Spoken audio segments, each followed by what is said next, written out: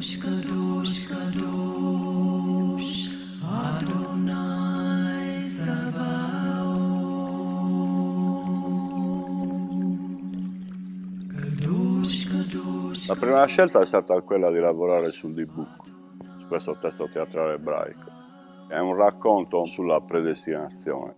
I due amanti erano predestinati, questo incontro viene contrastato, però siccome la finalità dell'amore è la perfezione, l'ascesa verso Dio, questo disegno si deve compiere a tutti i costi. È necessario un sacrificio, quindi lei morirà e in questa maniera le due anime saranno unite in eterno e potranno evolversi in direzione della divinità. Come terreno di confronto, un tema analogo a quello del book che io ho identificato nei riti di possessione.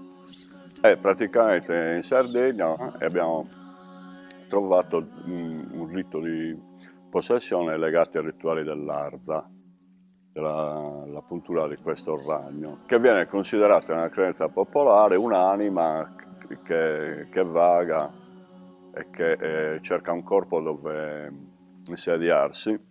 È un progetto culturale che tende a opporsi alla minaccia terroristica, che non è solamente una minaccia armata, ma anche di carattere proprio culturale.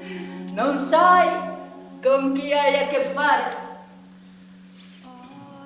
Io conosco tanti modi per scoprirlo.